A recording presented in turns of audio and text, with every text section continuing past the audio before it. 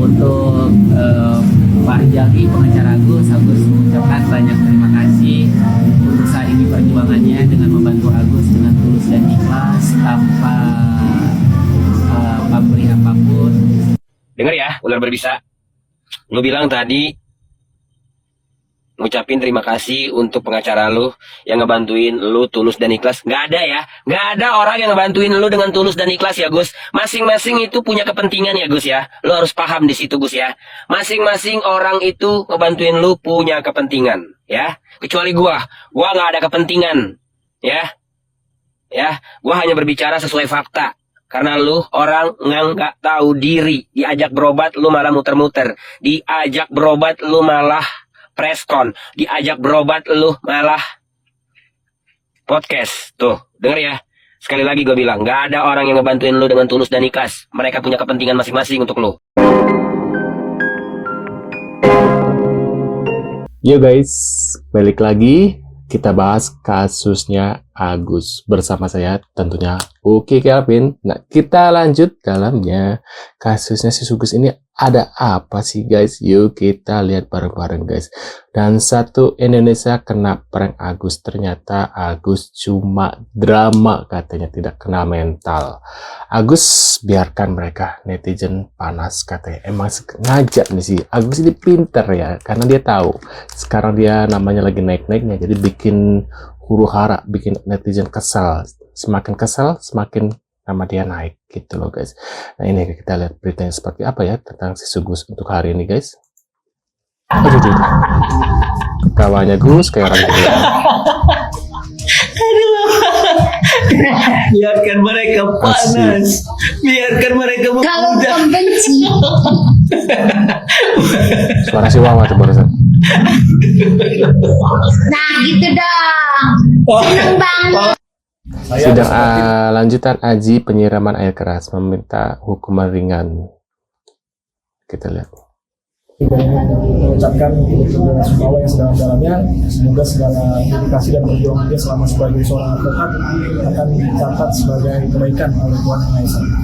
Oke teman-teman, jadi sidang hari ini seharusnya memang agenda pembacaan putusan vonis Aji tanggal 13 Januari. Cuma sebagaimana juga tadi teman-teman ketahui, dalam proses persidangan ada salah satu hakim anggota yang masih berhalangan sakit. Karena memang sebelum putusan itu hakim akan melakukan permusyawaratan hakim dulu, RPH. Mereka akan memusyawarahkan untuk pembacaan vonis yang hasilnya mungkin akan dibacakan nanti, tapi memang salah satu dari majelis berhalangan, jadi akan ditunda di tanggal 16 Januari hari Kamis. Ya, harapan kita ya sama harapan kita, karena kita sudah menjalankan seluruh proses hukum acara yang berjalan dari awal pembacaan dakwaan sampai dengan menghadirkan para saksi dan juga membaca tuntutan sampai pembelaan pledoi yang sudah kita sampaikan dalam persidangan. Harapan kita Aji akan mendapatkan vonis yang seringan-ringannya.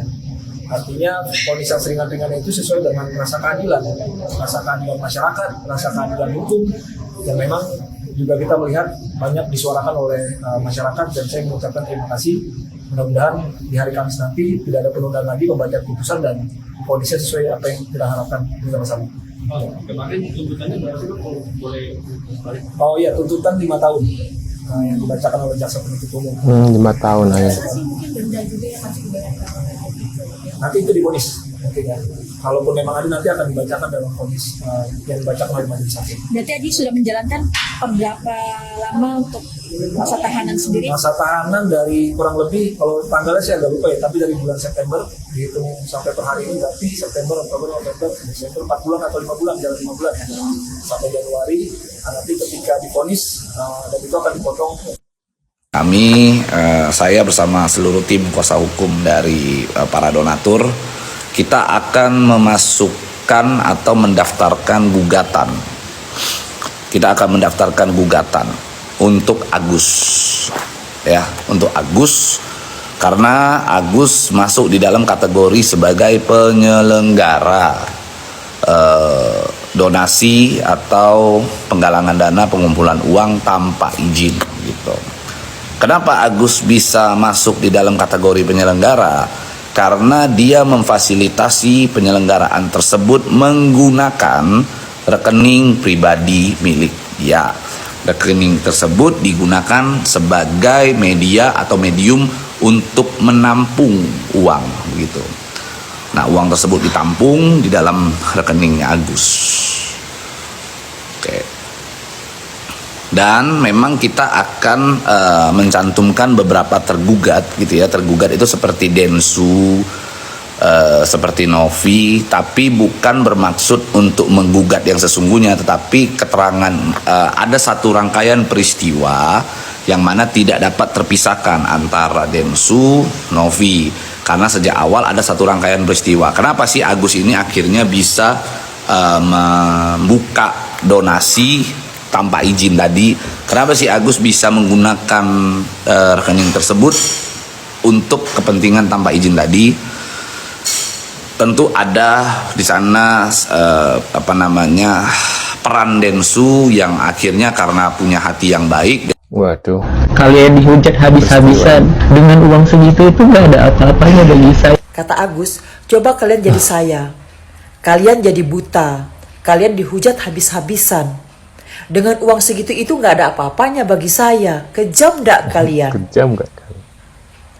Mungkin maksud Agus, uang yang 1,5 M itu tidak sebanding dengan rasa sakit hati, rasa sedih, rasa kecewa yang dia alami sekarang karena dihujat oleh netizen-netizen.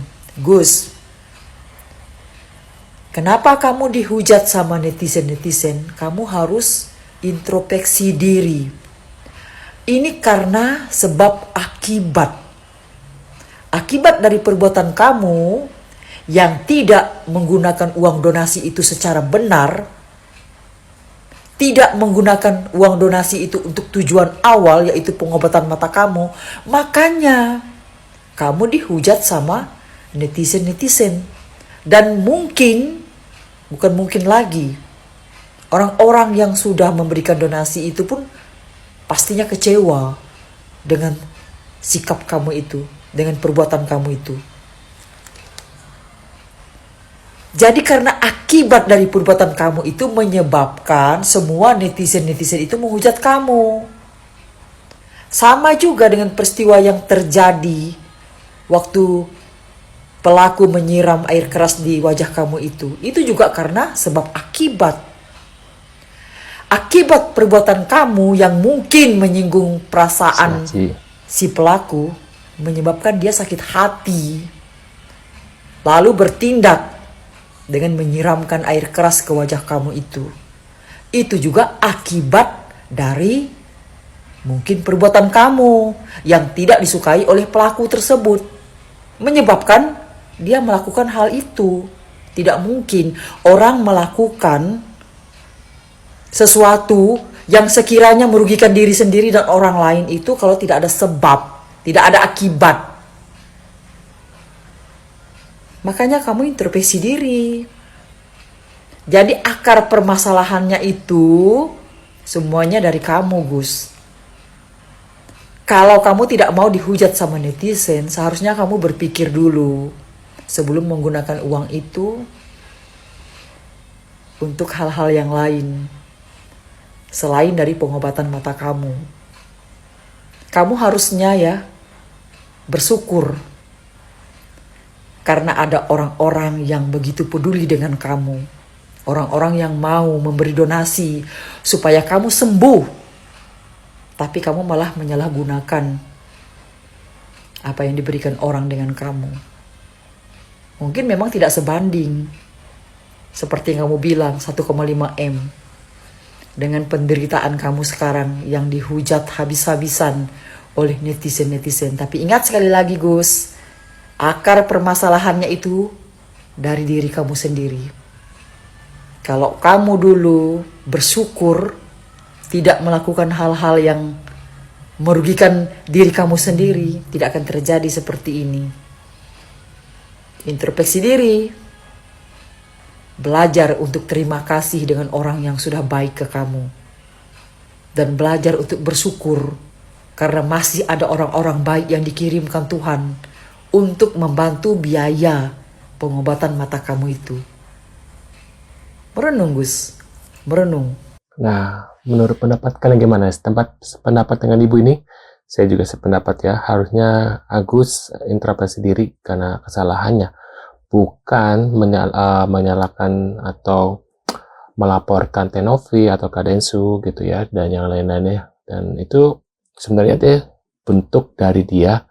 Rasa takut dia atas penggelapan dana ya. Karena seharusnya buat pengobatan, tapi dia buat bayar hutangnya si Wawa dan yang lain-lain masih banyak lagi gitu loh guys. Menurut pendapat kalian gimana? Tulis di kolom komentar. Terima kasih dan sampai jumpa di video selanjutnya. See you guys.